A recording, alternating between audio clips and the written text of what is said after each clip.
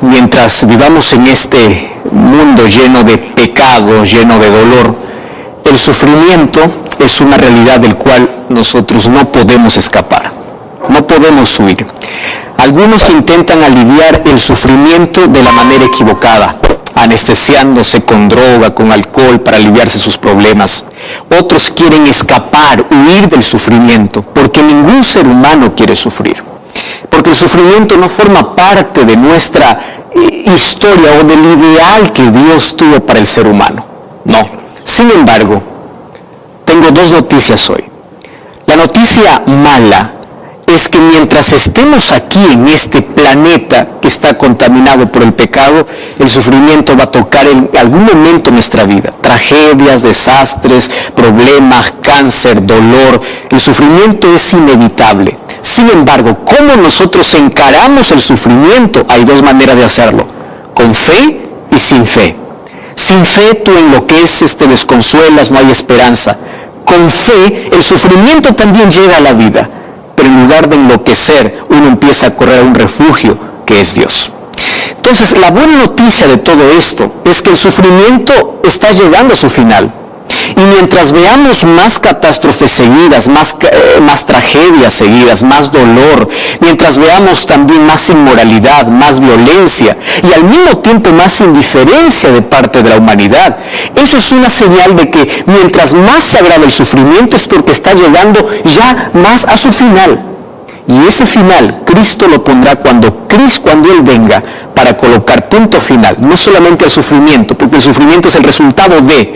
Cristo vendrá para poder poner punto final al pecado, porque eso es el causante del sufrimiento, del dolor, y detrás del pecado hay un autor que es Satanás. La destrucción de Satanás, del pecado, acabará con la muerte, sufrimiento, tragedias, catástrofes y todo lo que hoy existe. Sin embargo, hoy queremos colocar tres respuestas cada vez que nosotros enfrentamos el sufrimiento. Para comenzar, no existe una respuesta convincente cuando nosotros queremos responder por qué sufrimos. El sufrimiento es algo extraño, no estuvo en el plan de Dios. Y a veces Dios puede evitar el sufrimiento, a veces Dios permite el sufrimiento. Eso lo dejamos en la soberanía divina. Algún día entenderemos el por qué sufrimos las cosas que aquí no nos explicamos. Hay tantos misterios que nosotros nunca vamos a saber resolver aquí en este mundo. Solamente Dios nos explicará cuando lleguemos al cielo. Sin embargo, yo puedo dar hoy tres explicaciones fundamentadas en la palabra de Dios cada vez que venga a nuestra mente las tres preguntas más esenciales cada vez que nos enfrentamos al dolor. La primera es ¿por qué?, la segunda es ¿para qué?, y la tercera es ¿hasta cuándo? Creo que la más importante de todas es ¿hasta cuándo? Mientras tanto tenemos que saber ¿por qué y para qué? Muy bien, entonces estás cómodo allí, estás allí con toda la familia, toma tu Biblia, vamos a reflexionar hoy sobre este asunto que es tan importante. ¿Por qué es interesante saber el por qué nosotros sufrimos? Porque ese por qué ha llevado a muchos a la incredulidad, a dudar de la existencia de Dios. La mayoría de personas ya no quiere creer más en Dios porque ellos raciocinan así. Si es que Dios es amor, ¿por qué permite que sus hijos sufran? ¿Acaso no tiene poder para impedir el sufrimiento? Y sabes que a veces uno no tiene respuestas para ciertas situaciones de la vida. Mas hoy vamos a resolver nuestra primera cuestión, o la primera pregunta. ¿Por qué? Y sabes que el 90% de nuestro dolor y sufrimiento que cargamos en la vida, ya sea un sufrimiento emocional o un sufrimiento o un dolor físico, tiene que ver con lo que nosotros sembramos. En la vida nosotros cosechamos todo aquello que sembramos. Es decir, en la vida nosotros tenemos recompensa o consecuencia de acuerdo a nuestras actitudes, a nuestras acciones, a nuestros deberes. El 90% de nuestro sufrimiento son consecuencias de nuestras malas decisiones. Mientras uno esté más lejos de Dios, va a actuar de acuerdo a su propia naturaleza. Y si actúa de acuerdo a su propia naturaleza, nuestra naturaleza, que es de pecado, nos va a llevar a cosechar las consecuencias amargas del pecado, que trae dolor, que trae sufrimiento. Entonces, mientras más cerca estés de Dios o mientras más temprano vayas a Dios, tú vas a evitar parte de ese 90% de sufrimiento. La mayoría de nuestras enfermedades, de nuestro dolor, de nuestras decepciones, de nuestras frustraciones, son por causa de nuestras malas elecciones, que son el resultado de poder vivir muchas veces lejos de Dios. Mientras más cerca estemos de Dios, tendremos más claridad para tomar mejores decisiones y así evitaremos parte. No estoy diciendo que evitarás todo el sufrimiento, parte de ese 90%. Pero ¿qué decir de ese 10% del cual nosotros no tenemos nada que ver? Existe un 10% que es inexplicable, una tragedia inesperada, un cáncer que es por problema genético, tú no tienes nada que ver en eso. ¿Qué decir de un desastre natural que de un momento a otro te quita todo? Se lleva lo que más quieres en la vida, lo que lograste en la vida, y rompe el corazón, rompe los sueños, rompe la vida. Las tragedias son así, de un momento a otro terminan con el ser humano prácticamente. ¿Qué decir de ese 10%? Bueno, aquí va la segunda razón entonces, el segundo por qué.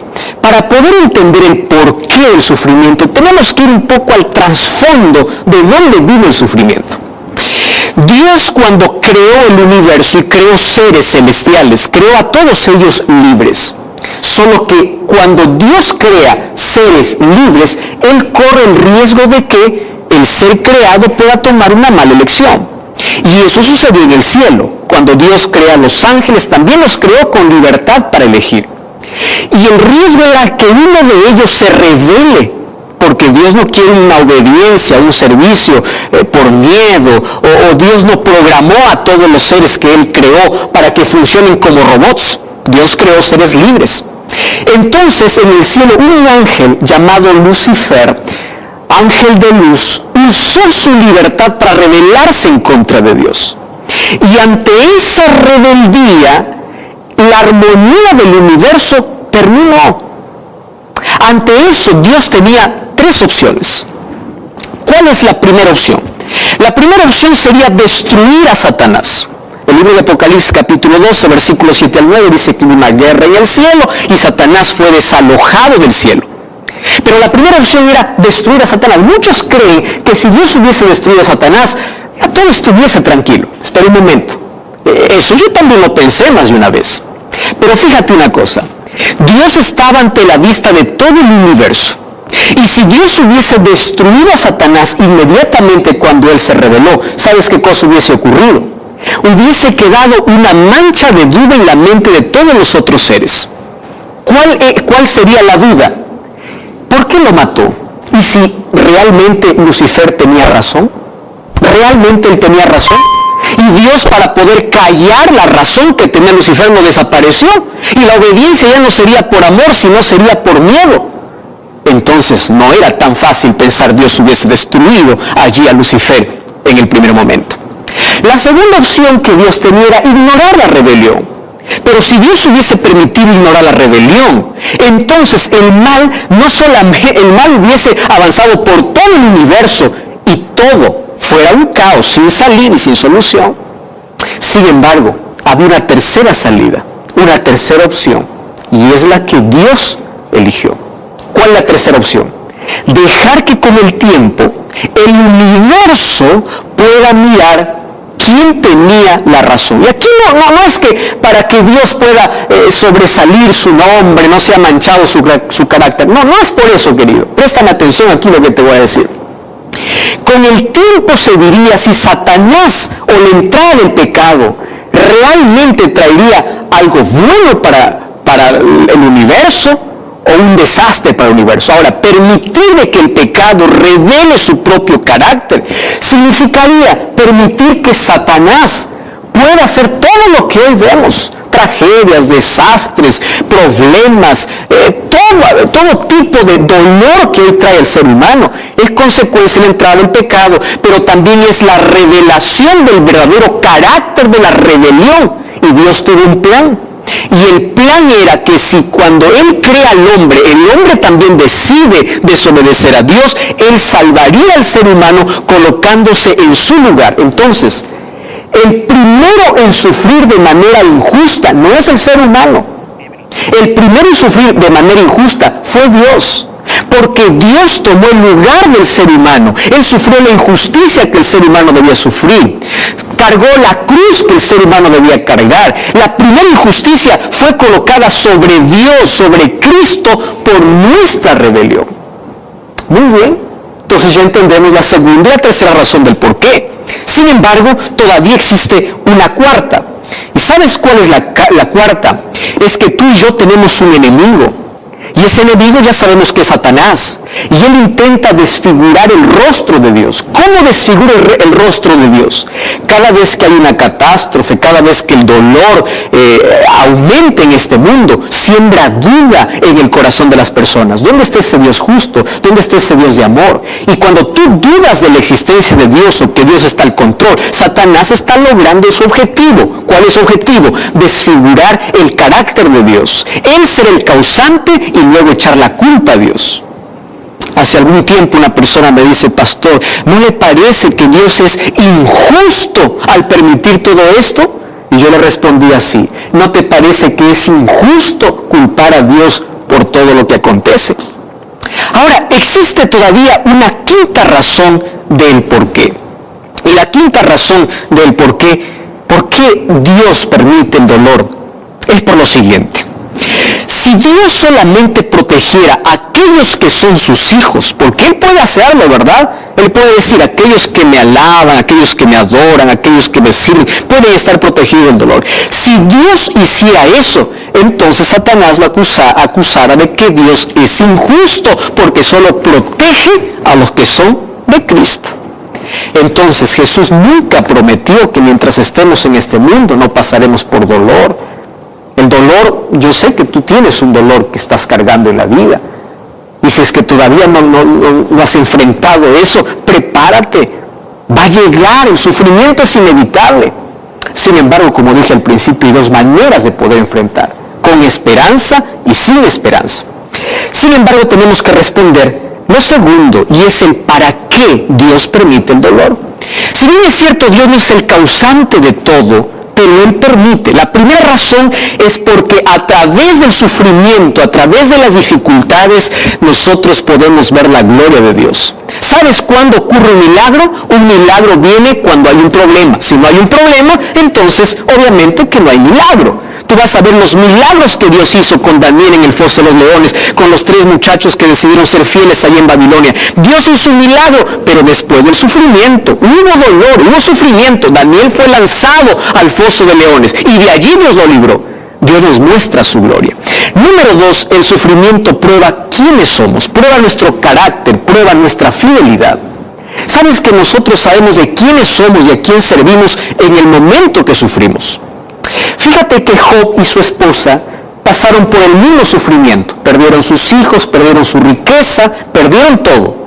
Pero Job adoró a Dios y la esposa de Job dijo: maldice a Dios. Mira, el dolor revela quiénes realmente somos. Y Dios permite muchas veces el dolor para poder pulir nuestro carácter, para que nos enseñe a tener paciencia, a tener fe. Nuestra fe crece en las dificultades. Nuestra dependencia crece en el dolor. Conocí a alguien que me decía: pastor, gracias al dolor yo conocí a Jesús, gracias al cáncer yo pude encontrarme con Jesús, porque estaba corriendo tan rápido en la vida que no paré para pensar que me estaba perdiendo. La tercera razón por el cual Dios permite el dolor es porque es un medio por el cual Él nos alcanza.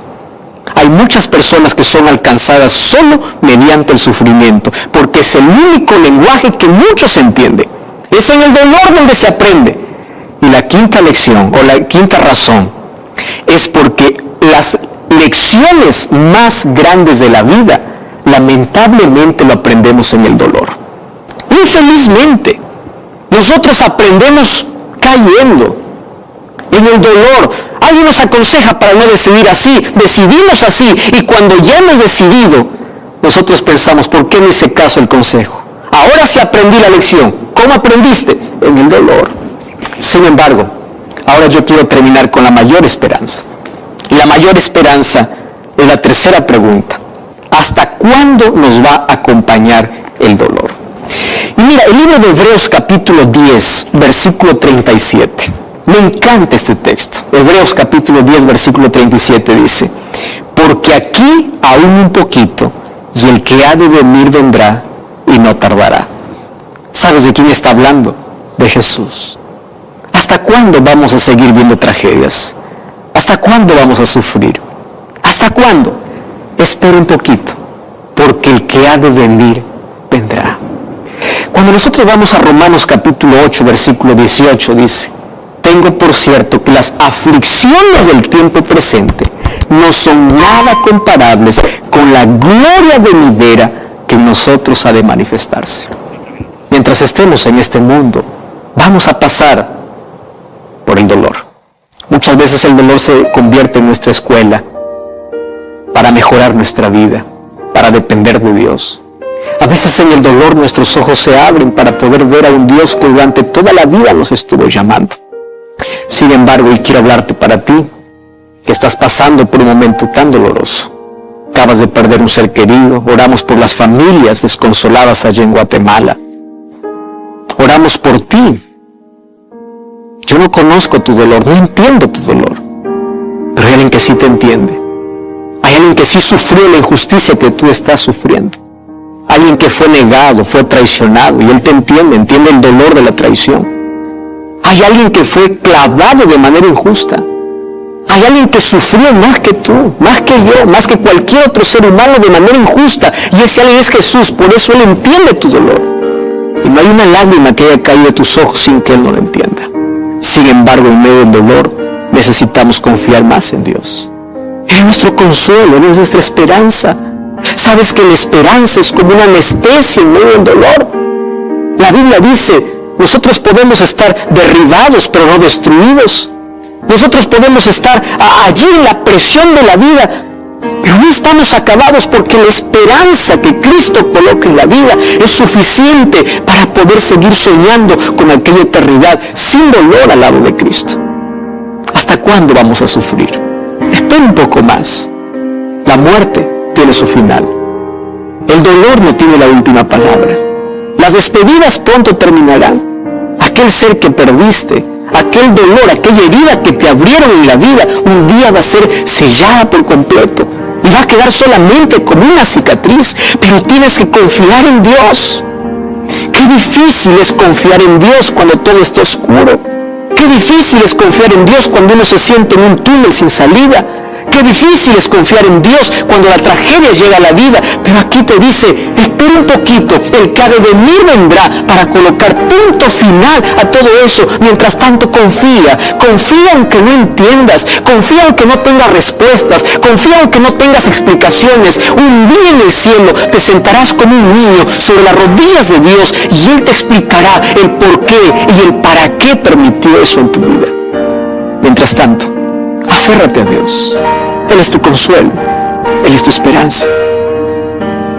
Yo no sé cuál es el dolor que hoy está oprimiendo tu vida. Solo sé que hay un Dios que está dispuesto a abrazarte con sus promesas, con su palabra. Está dispuesto a colocar consuelo y esperanza en ti. Pero confía, no dudes de su amor.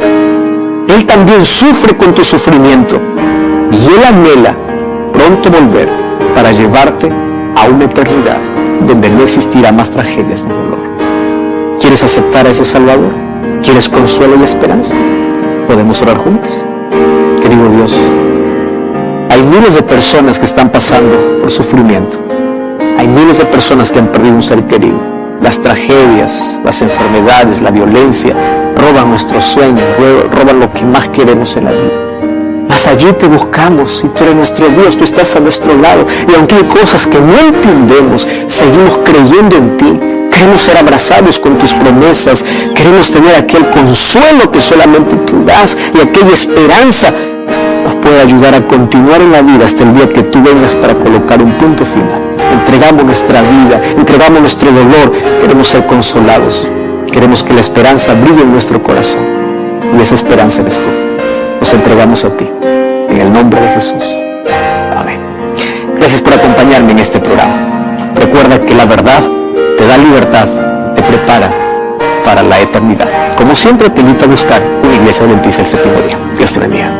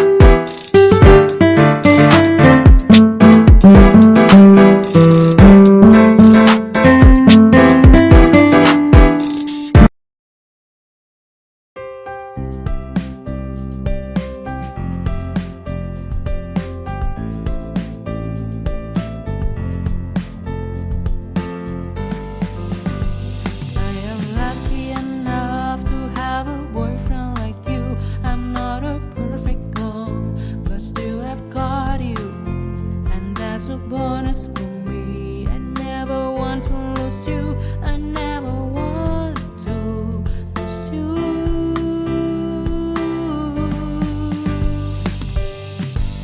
You will not believe, but it is true when I say that you are the more important person in my life. Your love has conquered my heart and left me asking for more. I love you for who you are.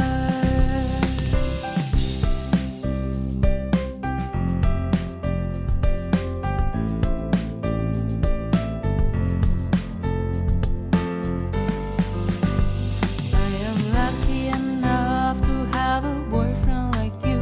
I'm not a perfect girl, but still I've got you, and that's a bonus for me. I never want to lose you. I never want to lose you.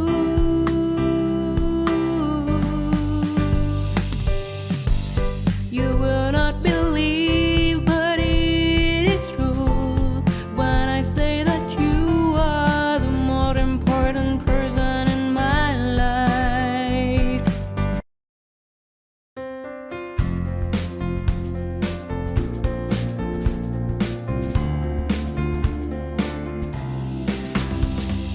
Every little thing related to you make me smile. I know you are doing hard work to make things possible. I want to let you know that I am with you, and I will be forever. Every little thing related to you make me smile. I know you are doing hard work to make things possible. I want to let you know that I am with you, and I will be forever. When you talk, I want to listen to you for hours. When you are there beside me, I feel like looking at you all the time. My love for you will never really change. Just want to tell you that you mean a lot to me.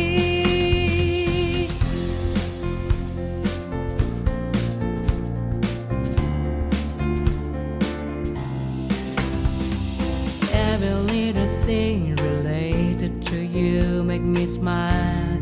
I know you are doing hard work to make things possible.